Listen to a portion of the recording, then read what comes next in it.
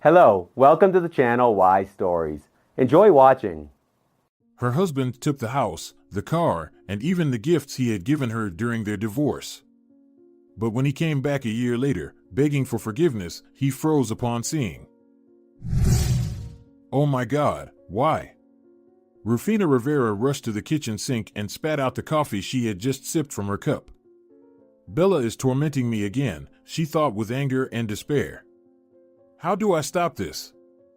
Maybe I should just spank her with a belt. And yet, this morning Rufina had woken up in a rare good mood. It was Saturday, and the whole weekend was ahead of her. She lay in bed, looking at the ceiling, lazily wondering, where did that sunbeam come from? It took her a moment to realize it was reflecting from a small mirror on her nightstand, where the sunlight hit it. How quiet the house is, she marveled. It's already 10 o'clock, Augustine and Bella should have been up by now. She had planned for a day out with Bella at the mall, where she could finally buy those pants she'd been eyeing on a store's website. She'd also pick up something new for Bella, and afterward, she and her husband could spend the day together. But then Rufina turned to her side and saw a note from her husband, had to leave for work, got called in urgently.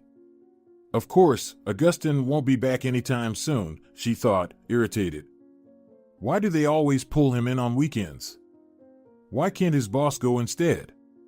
Maybe then he'd stop sending others. Her husband was the deputy head of a large construction company. He often had to personally visit sites, even on weekends. This put a slight damper on Rufina's mood, but she tried not to let it bring her down. She got up, threw on a robe over her nightgown, and went downstairs. She walked into the kitchen, boiled water in the electric kettle, and poured ground coffee into a cup, filling it with water. Augustine would remind me that we have a coffee machine, she smiled to herself. But it was nice to indulge in making coffee the old-fashioned way, like back in her college dorm days. Rufina covered the cup with a saucer and went to the bathroom to wash up. She decided to take a shower, spending about 10 minutes under the cool streams of water. When she returned to the kitchen, she looked out the window and smiled at the sunny summer day, which promised only good things. But everything was ruined by that sip of coffee. Apparently, while she was in the bathroom, Bella had sneaked into the kitchen and spiked her drink with something. What kind of nasty thing did she put in here? Rufina wondered. I can taste black pepper, and is that oregano? But she had no desire to taste the liquid again. She dumped the cup's contents into the sink inside. Her mood was hopelessly ruined. For the 6 years Rufina had lived with Augustine, she had tried to get along with Bella, his daughter from his first marriage, but it was no use. It all started with their very first meeting when Augustine brought his then-girlfriend, not yet his wife, to meet his 9-year-old daughter. I had one mom, and I don't need a new one, the girl declared, turning and walking to her room. She'll get used to it, Augustine had said, shrugging. Though it's been 3 years since Andera died, and she still misses her. I understand, Rufina had said.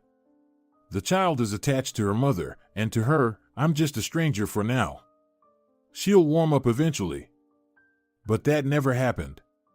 When Rufina suggested taking Bella to a children's park to spend time together and get to know each other better, the girl seemed excited at first, but during the entire outing, she was terribly difficult. I get dizzy on rides. I don't want to feed the squirrels, I don't want to eat, and I don't want ice cream either. Bella refused even her favorite treat. Augustine and Rufina, disheartened by the girl's behavior, returned home and attempted to at least have a pleasant family dinner. My stomach hurts, Bella announced before disappearing into her room. This continued. Bella only saw her father's new partner as an intruder. Augustine, on the other hand, was ecstatic to have found new love, a smart and beautiful woman, after years of loneliness following his wife's death. And Rufina and Augustine had met in a public restroom at a bus station. It's embarrassing to tell this story, Rufina later laughed, recalling the situation. But back then, it was no laughing matter. In February, she had traveled from her small town to the big city where she had found a job. The bus ride was only 2 hours long, so there were no restroom stops. By the time they arrived, Rufina desperately needed to use the bathroom. She jumped off the bus and hurried to the bus station building, only to find the restroom door locked. Restroom closed for repairs, the sign read. The nearest one is at the train station. Oh, come on, Rufina exclaimed in frustration. But she had no choice and rushed toward the nearby train station. To get there, she had to cross a small square and descend into a crowded underground passage where people were practically stepping on each other's heels. What a mess they've made here, she muttered under her breath. Can't they connect the stations? So many people switch from train to bus and vice versa here. She was sweating in her winter coat from walking so fast, and strands of chestnut hair had escaped from under her hat. The suitcase she was dragging behind her felt like it would tear her arm off. Barely holding on, Rufina finally entered the train station and saw a huge line for the women's restroom. And this is a station? Only one stall working, one of the women in line complained. There was no line for the men's restroom, though. Ignoring propriety, Rufina flung the door open, spotted an empty stall, and rushed inside without a second thought. She yanked the door shut behind her and finally relieved herself. Phew, she said with a grin, feeling an incredible sense of relief. And then she noticed that she hadn't locked the stall door. But it didn't matter anymore, since, luckily, no one had tried to enter. Rufina pressed the handle and pushed the door to exit, but it wouldn't open, the handle wouldn't fully turn. She tugged at it a few more times, but without success. What kind of bad luck is this? She said aloud. Madam, came a voice from the neighboring stall. I'm a bit surprised to hear a woman's voice in here. Do you need help? Very much. Rufina squeaked, embarrassed. It seems the lock is stuck, the handle won't turn. Just a second, the sound of a flushing toilet came from the other stall. Let me wash my hands and think of how to get you out. Rufina heard the sound of water running from the faucet, followed by the noise of a zipper being opened and then some rustling. Got it, the man said joyfully. He began fiddling with the lock, and a minute later, the door swung open. And here I am, rescuing the princess trapped in the tower, he joked, holding a screwdriver in his hand. Well, yeah, Rufina smiled. What a lovely princess, disheveled and flushed, standing by a toilet. You are beautiful, my lady, the man winked, and Rufina found herself admiring him, a handsome, dark-haired, brown-eyed man. Thank you, seriously, Rufina said as she stepped out of the stall. Sorry for barging into the men's restroom. She then explained the whole saga of searching for a bathroom. How about we leave this place, the man suggested, and continue our introduction over a cup of tea? My treat. Rufina offered. Is there anywhere nearby where we can grab a bite too? I don't really know this city. How about the cafe here, in the station, the man suggested. By the way, my name is Augustine. Rufina, she replied. I'm good with the cafe idea. They headed to the far end of the building where there was a sign with a tempting coffee image. Once inside, they placed their order. Rufina got a latte, while Augustine chose an Americano. While waiting, they sat down at a table. So, where did you come from? The man began the conversation. Business or just visiting? First time here? No, not the first time. I've been here once before for a job interview. I'm from a small town, and jobs there are scarce. I found a position here, got hired, and now I'm moving. Brevity is the soul of wit, Augustine smiled. In just a few sentences, you managed to catch me up on several weeks' worth of events. And what about you? What do you do for a living? Rufina asked. And how did you happen to have a screwdriver with you? I work for a construction company. I'm always on the road, inspecting different sites. I accidentally took the screwdriver after checking some fittings at one of the sites. I found it in my pocket on the train and called my colleagues to let them know I'll bring it back on my next visit. Well, lucky for me, Rufina said. Who knows how long I would have been stuck if it weren't for you. Oh, our order's ready. Augustine stood up and fetched their drinks. Voila, he said, placing the tray on the table. I'll pay for everything, I insist. Rufina offered. Do you have a lot of money? Augustin teased. You might need it for renting a place. Better save it. I won't need to rent, actually. They gave me a room in the dorm. That's one of the reasons I jumped at this job, good pay and a place to stay. The dorm is way cheaper than renting an apartment. Got it, Augustin replied. But still, I'm not used to letting women pay for me. So, I insist on treating you. Well, all right, Rufina conceded. And where do you live? I live in the suburbs. I built my own house a few years ago for my family. Oh, Rufina felt a little sad as she was beginning to like this man. Are you married? Not anymore, he answered quietly. My wife passed away from a fast-moving cancer. It's just me and my daughter now. I'm so sorry, my condolences, Rufina said sympathetically. How old is your daughter? She'll be 9 soon. She's my pride and joy. Does well in school, and she's into sports. What kind of sports? I'm going to be working at an athletic training center. She's into skiing, planning to race. She just started attending sports school, even though they usually accept kids starting at 9. The coach made an exception because they think she has potential. And you, are you an athlete? What sport do you do? Me? No, I take care of athletes' health. I'm a nurse. Oh, how interesting. Right place, right time, Augustin chuckled. Sorry for the comparison. I was just prescribed some injections recently. Don't think I'm sick, just hit my elbow on a door frame. Now I've got nerve issues, my fingers keep going numb. It's like my whole nerve from elbow to hand is stretched tight like a rope. Yes, it seems like a minor injury, but it's incredibly annoying, Rufina agreed. Exactly. And I really don't feel like going to the clinic for injections, just a waste of time waiting in lines. I was thinking about hiring a visiting nurse once I get back from my business trip. Would you be interested?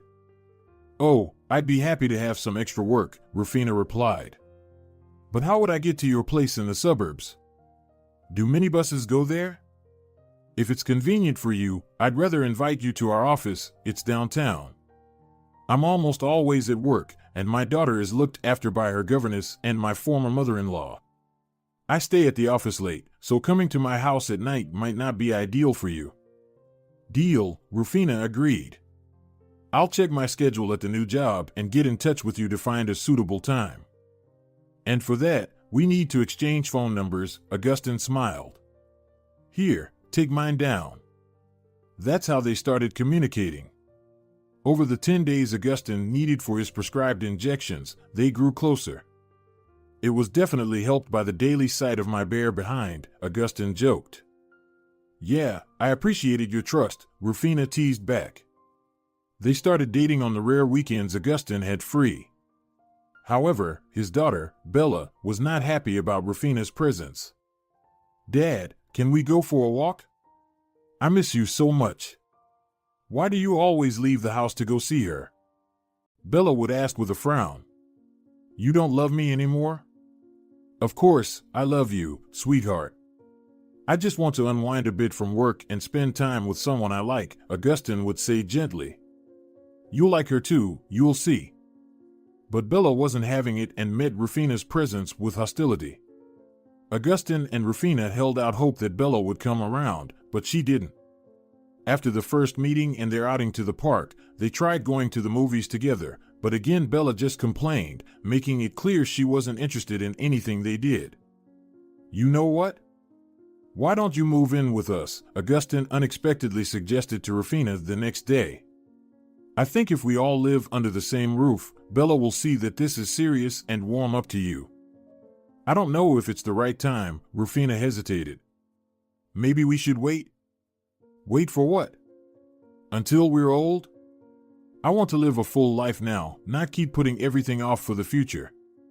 Augustin insisted, and Rufina agreed, even though it felt like a bad idea to move in together just a few months after meeting. But she gave up her dorm room and moved into Augustine's house. Bella surprisingly didn't make much of a fuss about it, but after a week, Rufina understood why. "My dear, my childhood friend Vidal Asensio is coming to visit us on Sunday," Augustine said on Friday. "He lives in another city and wants to show his fiancée his hometown. And of course, he wants to meet my fiancée." He hugged Rufina and kissed her. "Am I already in the fiancé category?" Rufina smiled, returning the kiss and embracing him. "Of course.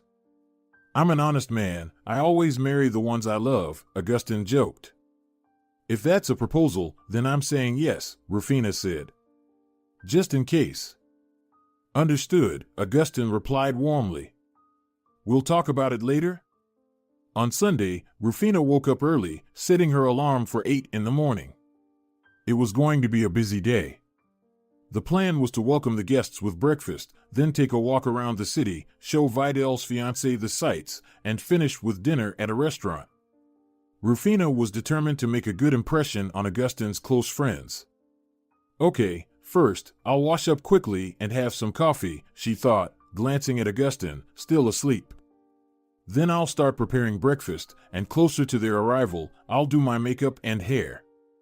With those thoughts, she got up and reached for her glasses on the nightstand. Her vision wasn't great, so for work and when she left the house, she wore contact lenses. But at home, she used glasses. She fumbled around the surface of the nightstand, trying to find them, but it was as if they had disappeared. Weird, she thought. Did Augustine move them? But why? And I don't want to wake him. She stood up and leaned over the nightstand, trying to make out its contents with her blurry vision. Then, kneeling on the floor, she swept her hands around, thinking the glasses might have fallen. She searched everywhere, on Augustine's side of the nightstand, on her vanity where her makeup was, and even on the windowsill. But they were nowhere to be found. "Oh no, and I threw away my contact lenses yesterday," Rufina remembered. "How am I supposed to get ready for the guests?" Augustine was supposed to buy her new lenses later that morning when he went to pick up their guests from the train station, and on the way, he planned to stop by the optician. But for now, without her lenses or glasses, Rufina felt utterly helpless. She couldn't prepare breakfast, couldn't tidy up the house. Feeling overwhelmed, she started to cry. What happened? Augustine woke up and, after hearing what had happened, immediately offered to go get the lenses. "Augustine, it's 8 on a Sunday morning. Where are we going to find an open optician this early?" Rufina sighed. "I'll figure out which store opens first," Augustine said reassuringly. Rufina returned to bed since there was nothing else she could do. Augustine took his phone, searched online for the nearest store that opened at 9 a.m., and began getting ready to go. "Just try to relax for now," he said, handing Rufina a small music player. "Listen to some music. It helps me when I'm on work trips and get tired of looking at my phone." Rufina put on the headphones, turned on the player, and closed her eyes. Augustine was right, the music distracted her. The panic about not having time to do her hair as planned didn't seem as bad anymore. The most important thing now was making sure their guests were well fed. "Guess I'll have to skip the baking, I just won't have time," she realized and started rethinking the menu. Half an hour later, Augustine returned. Rufina put in her contact lenses, finally got up to wash her face, and then headed to the kitchen. To her surprise, she found her glasses sitting on the windowsill.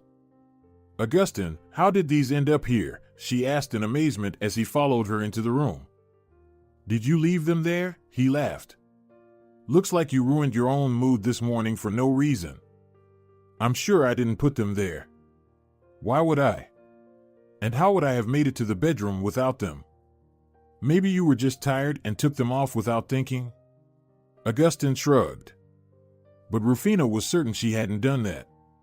Dark suspicions began to form in her mind, though she decided to keep them to herself for now. Their guests were arriving in a couple of hours, and she didn't want to greet them in the middle of a fight or with no food prepared. So she busied herself with cooking. The rest of the day went as planned. Augustine's friend and his fiancée arrived, everyone hit it off, and they had a good time. Even Bella, who had been taken along for the city tour, seemed to be in a good mood. Maybe I was imagining things? Rufina thought as she observed the girl's behavior. However, just a few days later, her suspicions were confirmed. Bella had begun doing small but constant mischievous things. She would hide items, pour grains into yogurt, or scatter Rufina's shoes. Rufina silently cleaned up after her. After one of the first incidents, she tried to talk to Augustine about his daughter's pranks, but his reaction wasn't what she had hoped for. "Augustine, do you really think I would do something like this on purpose?" Rufina brought him into the living room, where her underwear had been scattered across the couch and chairs. "And why would Bella do something like that?" Augustine replied indignantly. "Because she doesn't like me. This isn't the first time. Remember the thing with my glasses? I don't know why you're accusing her. All of this could just be explained by you being forgetful. I forgot I scattered my underwear all over the room? Come on. Let's drop this topic," Augustine said irritably. "I love both you and my daughter, so let's try not to argue." "Nice way to wash your hands of it." Rufina thought resentfully. "Well, I'm not going to take it out on the child. I'll just endure it." This continued for about a year until the family moved to a new, larger house, something Augustine insisted on. "I want to build a new family nest in a new place," he told Rufina. "In the old house, I was living with a different family. It's time for us to create our own. We've been putting off the wedding, but I think we need to get married, and I'll officially put the house in your name." "You're kind of reserved about these important steps," Rufina said, a bit surprised. "Maybe I'm afraid of jinxing my happiness," Augustine smiled. "It hurts when you're enjoying life and it throws a wrench in your plans. Like when my first wife passed away. Bella was just growing up then, and I had just started this job. Everything was going so well, and suddenly, everything will be fine with us," Rufina said gently. They chose the house together. Bella was excited about the move. "Will I have a big room?" the girl asked eagerly. "Yes, your room in the new house will make your current one seem like a closet," Augustine replied.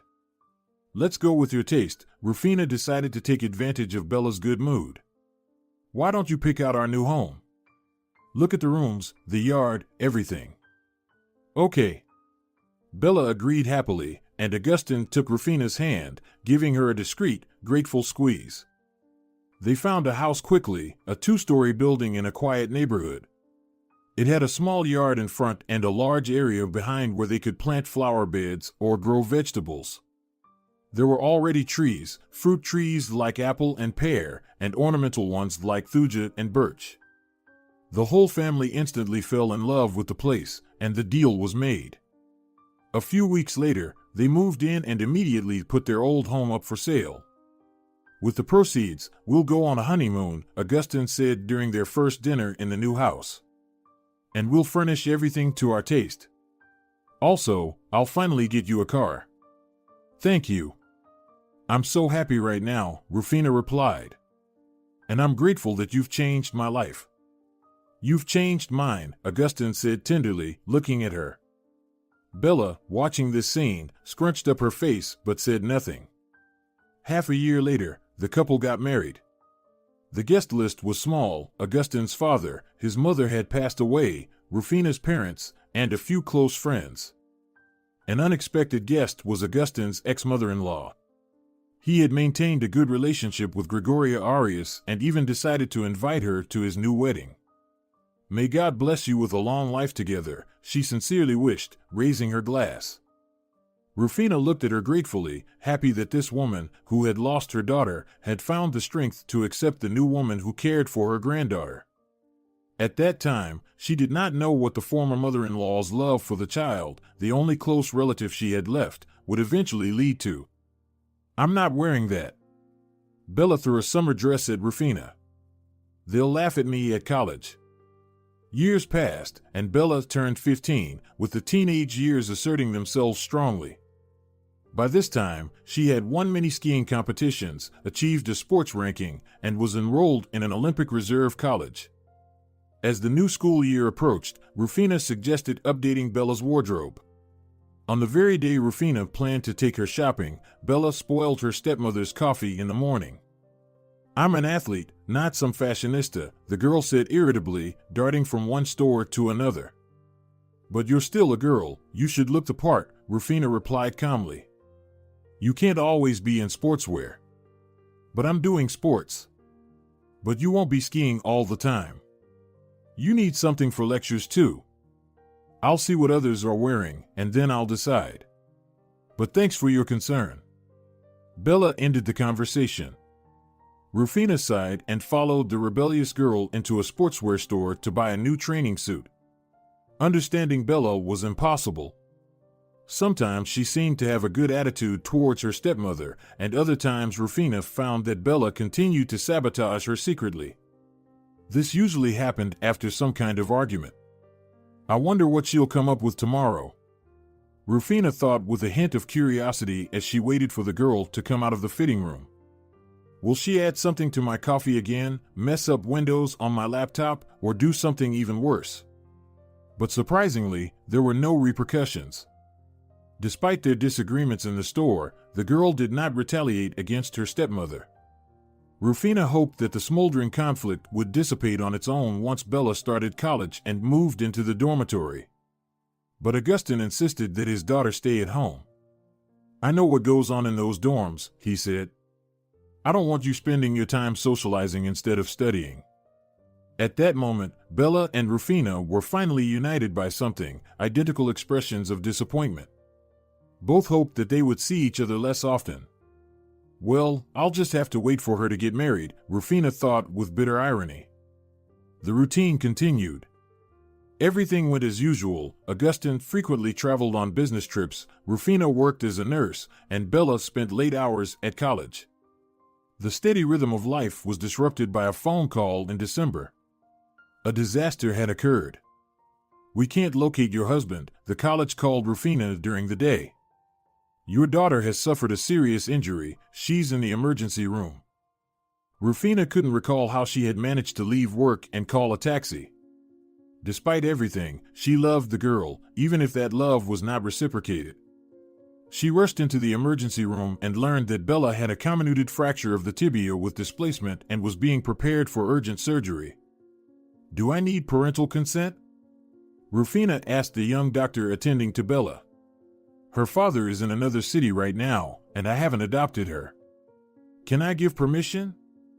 "It's fine. At 15, she can give consent for surgical procedures herself," the doctor replied.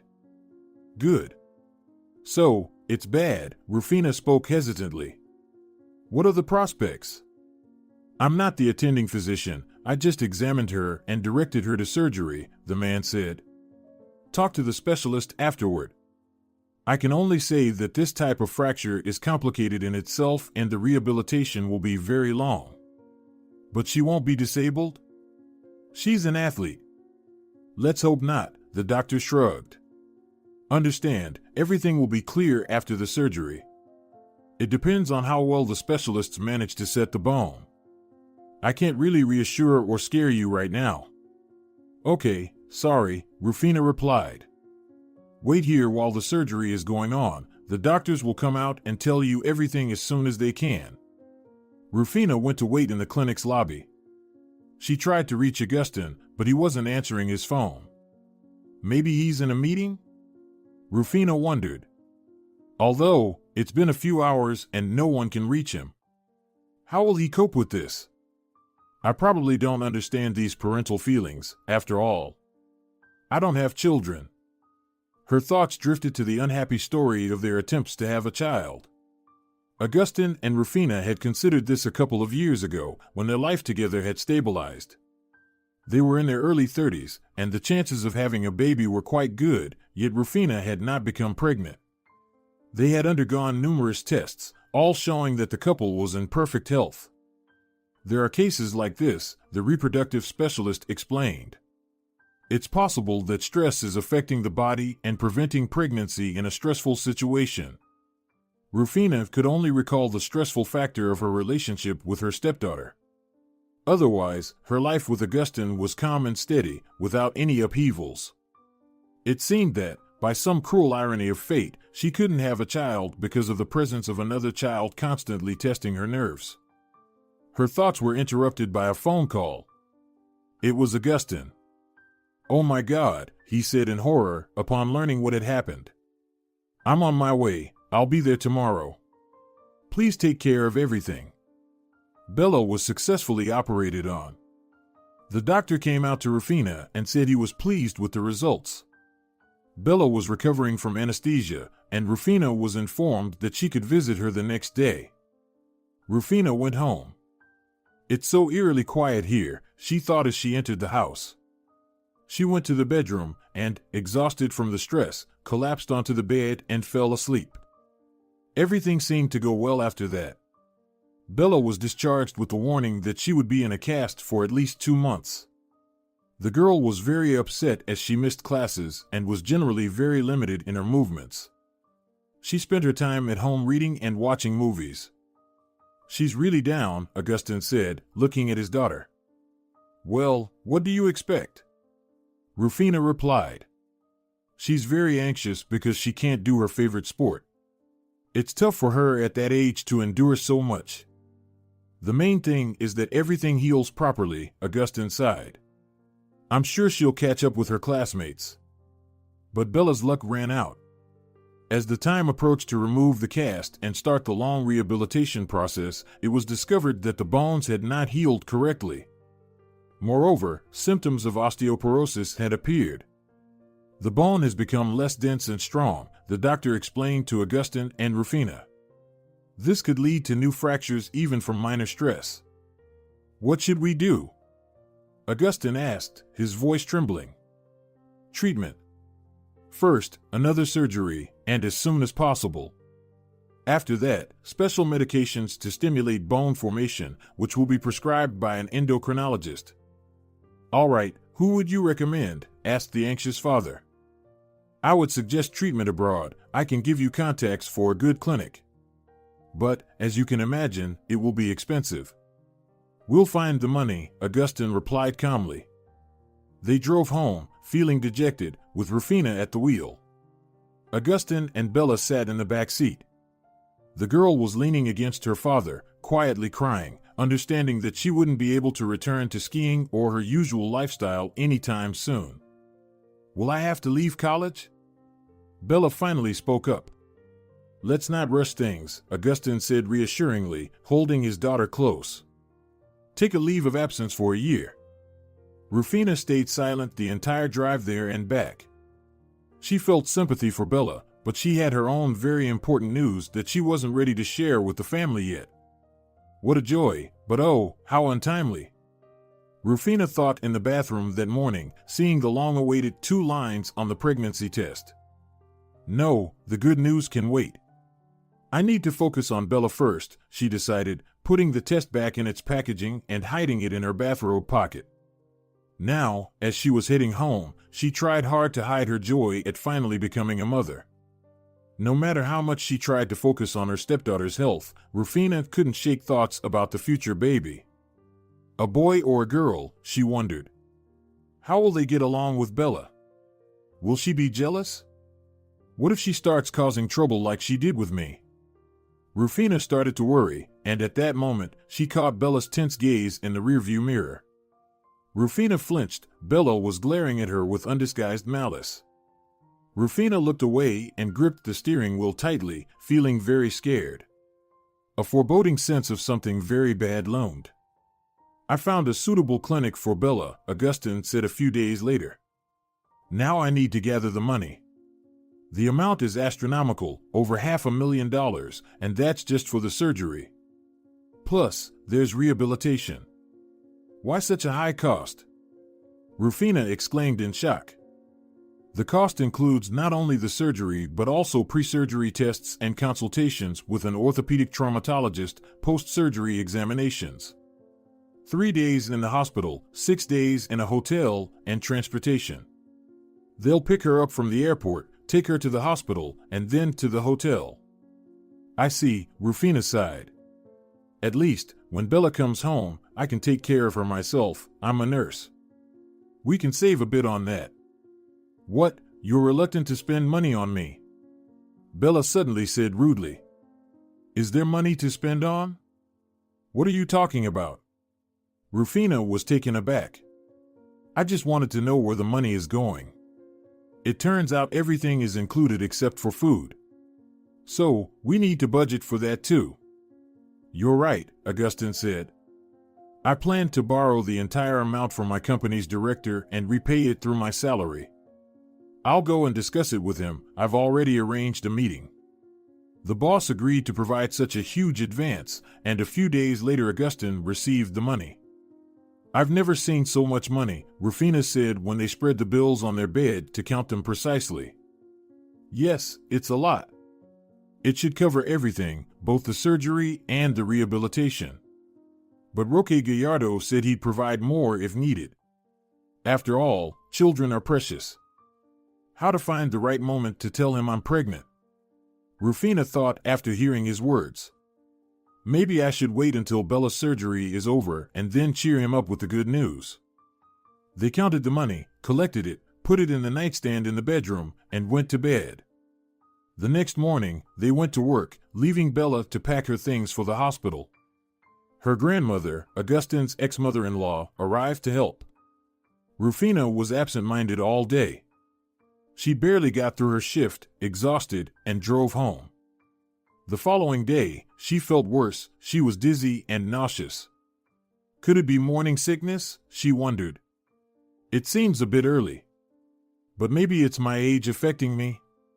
I won't drive today. I might feel worse behind the wheel. I'll call a taxi. At work, she felt even worse. She took time off and went to see a gynecologist. Everything seemed to be swimming before her eyes. Could Bella have poisoned me somehow? A scary thought crossed her mind. No, she couldn't do serious harm. Maybe some minor pranks, but poisoning me, doubtful.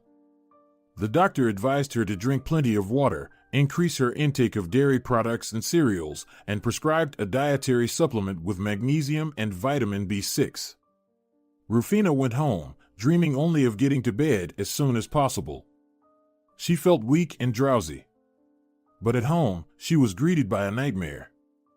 The money is gone, Augustine said as soon as she walked in. What? Bella was at home. And her grandmother, Gregoria. Who could have broken in? They said they went out to buy her a backpack for the trip. Her old one was completely worn out. But who could have known we had that much money at home? Only our close ones and your director, Rufina mused aloud. I'm in shock, to be honest, Augustine admitted. We're supposed to fly out tomorrow, everything's already arranged, and now the money is gone. Rufina went upstairs, entered their bedroom, and sat down on the bed in bewilderment. Her head was pounding, and her mind refused to accept the reality of the situation. She stared blankly at the nightstand where the money had been that morning and didn't know how to comfort her husband. We found the money, she suddenly heard Gregoria's voice from downstairs. Rufina struggled to her feet and, barely able to move, made her way downstairs. She was relieved that the situation had been resolved and was eager to find out what had happened. She entered the living room on the first floor. Ah, there you are, Gregoria said with a sneer. How dare you, thief, she addressed Rufina. What are you talking about? Rufina asked in confusion. How could you steal money from a sick child? I'm glad I thought to check your car. And we found the entire amount there, Bella added, sitting next to her grandmother on the couch. Augustine looked at his wife with silent disdain. She didn't know what to say, the accusation seemed so absurd. She hid it in the trunk under a bag of some tools, Gregoria said. I didn't expect this. You've been living together for so many years, and this is how you repay him. Why did you skip work today? Bella added. Were you thinking about where to hide the money? Were you looking for a bank vault or planning to pass it to a lover but didn't manage to move it? What nonsense! Rufina finally found her voice. And how do you know I wasn't at work?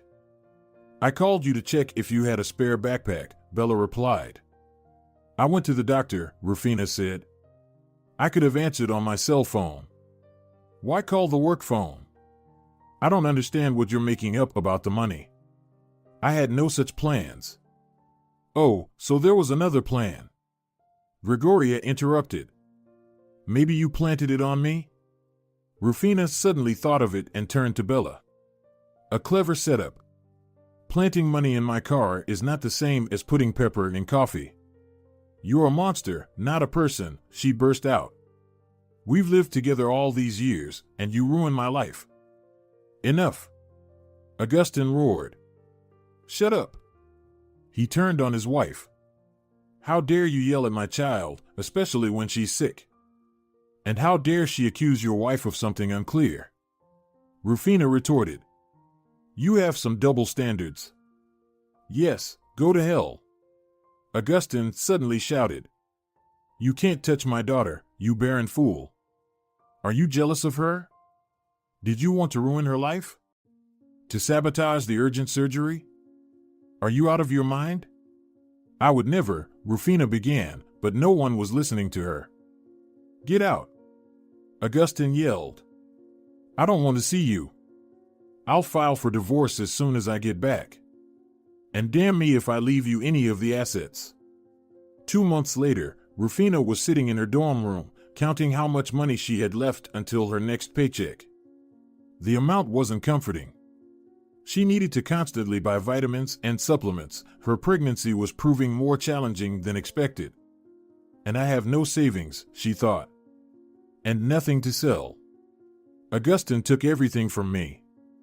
At the divorce, he transferred the house, the car, and even the inexpensive gifts he had given me over the years to his name with his sly lawyers.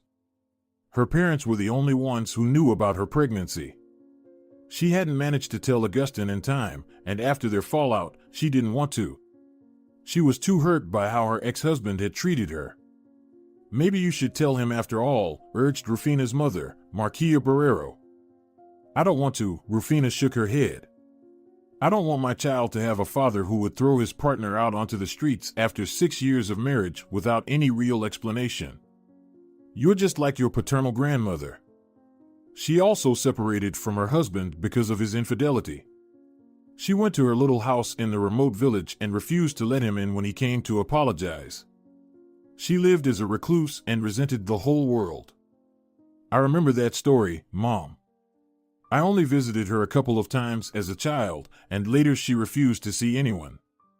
Yes, she became obsessed with herbs and treated local people but didn't want to know her family. Strange, isn't it? Is her house still standing?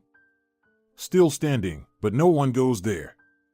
After her funeral, the road was forgotten. It's probably overgrown with weeds by now. Well, I'm not going to become a recluse, Rufina smiled. I'm not upset with the whole world, just one person. The time for the first ultrasound came. A few months ago, Rufina couldn't have imagined having to go for such an important examination alone, without a loving husband. Her mother had returned to the city. She couldn't stay with her daughter because Rufina's father had a stroke and someone had to take care of him. Well? Rufina asked the doctor who had performed the ultrasound. How's the baby? All is well with the baby, the doctor said. Do you want to know the gender? Yes, Rufina's eyes widened in anticipation, and she smiled contentedly upon hearing the answer. A year passed.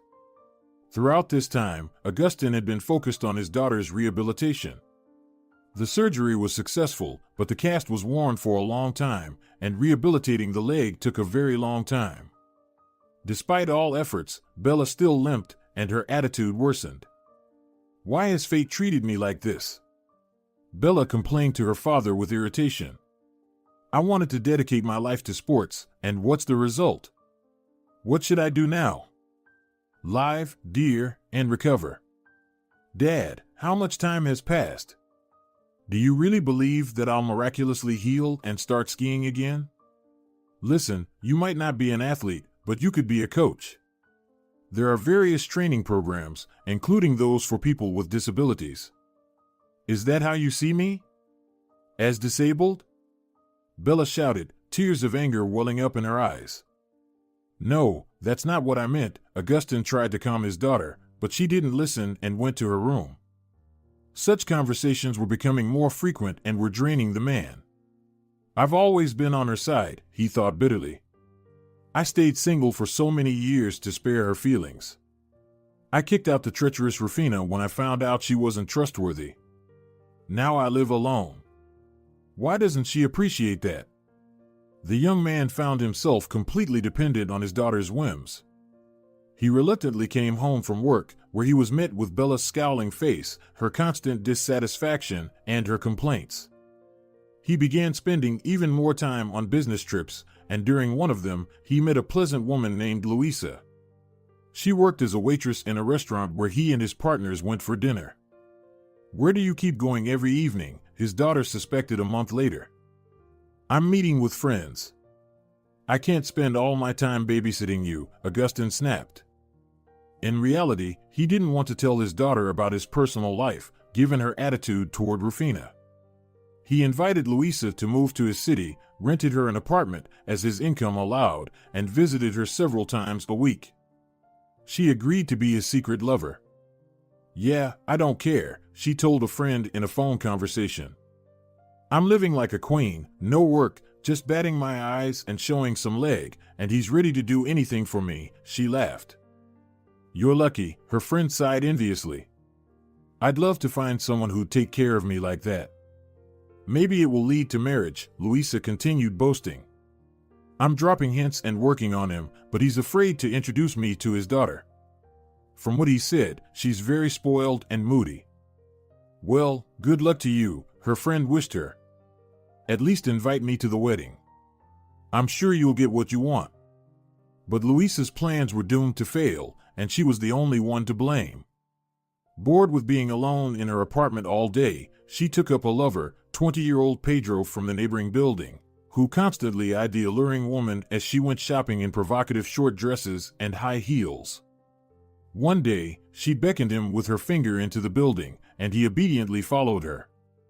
You're my goddess, the enchanted young man whispered as he lay in bed with her after their romantic encounter. His admiration flattered her vanity and dulled her vigilance. Once, while she was kissing her young lover on the street near her building, she didn't notice Augustin pull up in his car. He got out and stood silently for a moment, watching the passionate embrace of Louisa and Pedro. Young man, he finally said with a sneer, let me help you gather your ladies' things and take them outside. I assume she's moving in with you now. Louisa and Pedro pulled away from each other and stared in shock. The woman realized that defending herself in such a situation was pointless and, with a sigh, went back to her building to say goodbye to the apartment and pack her belongings. What a fool I am, she thought ruefully. Now I'm going home with nothing. Louisa, is it true that you're moving in with me? Pedro followed her up the stairs, catching up with her. Are you crazy? She snapped as she opened her apartment door. You haven't even finished drinking your milk and you're already trying to get into my skirts. Get lost. She slammed the door in his face. The bewildered young man, looking like a hurt kitten, stood on the landing, but Louisa no longer cared about him. Oh God, who did I get involved with? Augustin thought as he headed home. I guess it's the loneliness. Not recognizing a woman of easy virtue.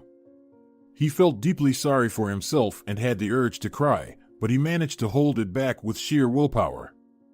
At home, he was met with the second act of the play, which could be called Comedy of Errors. But it was not a comedy, it was a tragedy. Bella greeted her father with a tantrum. I want to go to the sea, she declared suddenly, entering the living room where Augustin was sitting, exhausted from the day's emotional roller coaster. I'm tired of sitting at home and going to doctors. Daughter, you need to finish your treatment. Why are you being so capricious? We'll go on vacation in a couple of months, I promise. Why not now? I'm exhausted. I want to swim, and it will be good for my leg. Let's go this week, she insisted, demanding. Stop it. Augustin snapped, his nerves finally giving out. First, his lover had caused a commotion, and now his daughter was bombarding him with demands. "Why are you yelling at me? Why are you acting like a little child? You're an adult, yet all you do is throw tantrums and demand things. Oh, so I'm not good enough for you? Maybe your new child will be better? Is that what you're hoping for? What child, for heaven's sake?" Augustine brushed her off.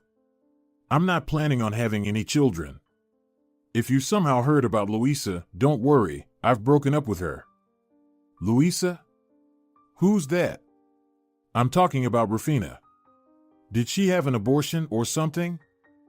"I don't understand," Augustine frowned. "Why are you bringing her up, and what does abortion have to do with it?" "Well, she should have given birth by now. Didn't you even bother to find out whether you have a son or a daughter? She was pregnant when she left here?" Augustine finally understood. "I didn't know about this." "How do you know?" "I found a pregnancy test with 2 lines in her robe. Clearly, she didn't put it there herself." "My God, so you really were rummaging through her things all the time, just as she said?" "And I, like a fool, didn't believe it." "Yes," Bella smirked. "And I got rid of her nicely, didn't I? Our plan worked out." Augustine stared at the monster and his daughter that he could no longer recognize. He dreaded what was coming next, though he was already beginning to guess what she meant. "My grandmother helped me," the girl continued. "When I found the test, I realized you'd soon abandon me altogether. New wife, new baby," her tone became disdainful when she spoke of the baby. "So I got Grandma to help me plant the money on the stepmother. I could barely walk at that time." "How could you?" A shocked Augustine could only utter. "Grandma was easy to convince," Bella boasted. "She had no one but me. She was already worried about me, and then I threatened her that you'd focus on your new family and dump me, the cripple, on her. So it was all about the money, then?" Augustine looked at Bella. "In a way, yes," she shamelessly confirmed. The man stood up, left the living room, and stumbled up the stairs, not paying attention to where he was going. He was jolted back to his senses when he stubbed his toes on the railings, making his way up in a daze. He entered his office, where there was a small bar, took out a bottle of cognac and a glass, sat down at his desk, and began to drink methodically. A few hours later, staggering, he went downstairs and called a taxi. "Call Rufina for me," he slurred to the doorman of the dormitory where his wife had lived before the wedding. "Which Rufina? Go sleep it off," the doorman scolded. "I'll call the police if you don't leave." "Nurse Rufina.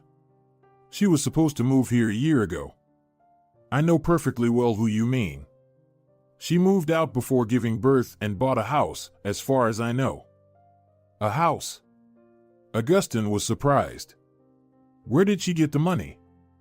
"So you're her ex-husband, the one who threw her out while she was pregnant?"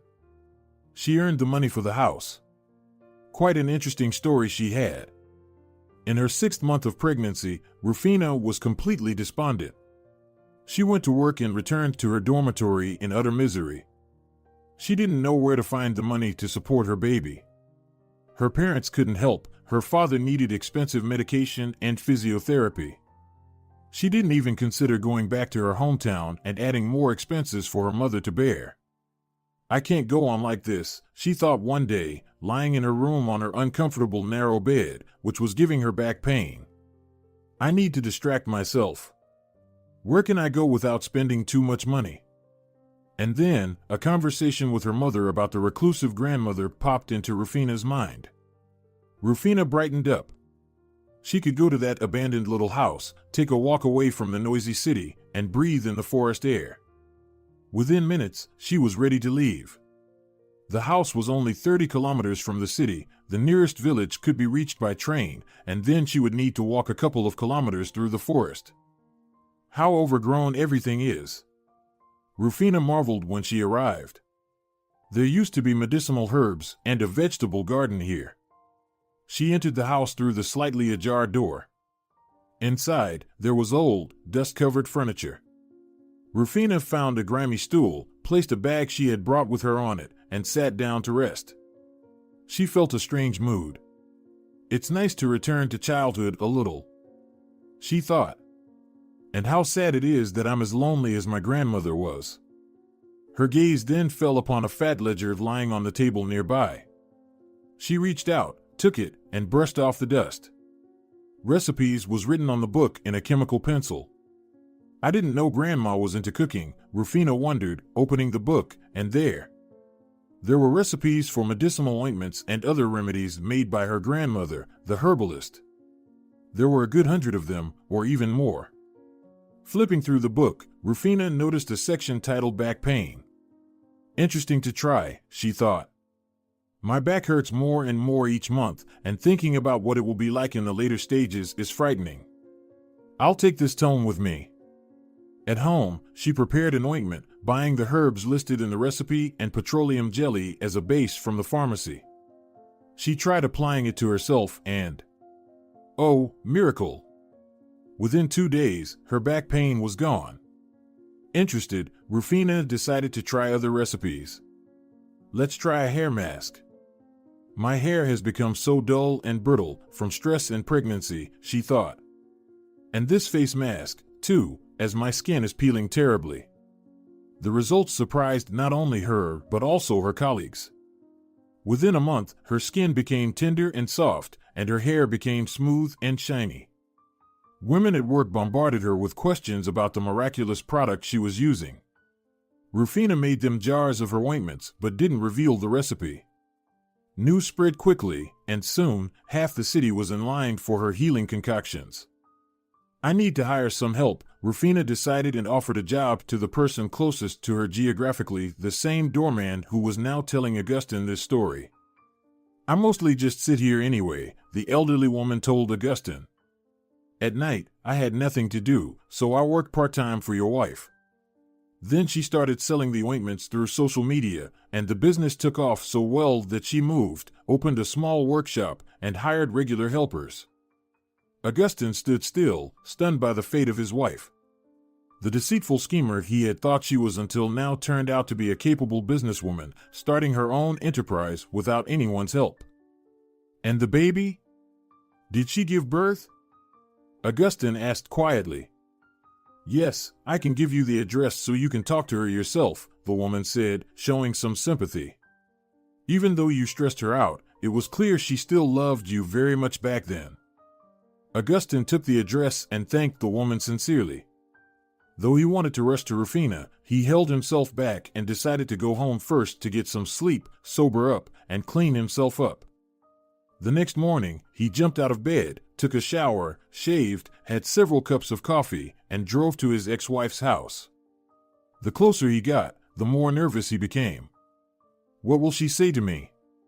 How will she react? He wondered. If I were in her place, I'd probably spit in my face. He arrived at the house, which was hidden behind a tall green fence, got out of the car, and knocked on the gate. After what felt like an eternity of waiting, it opened.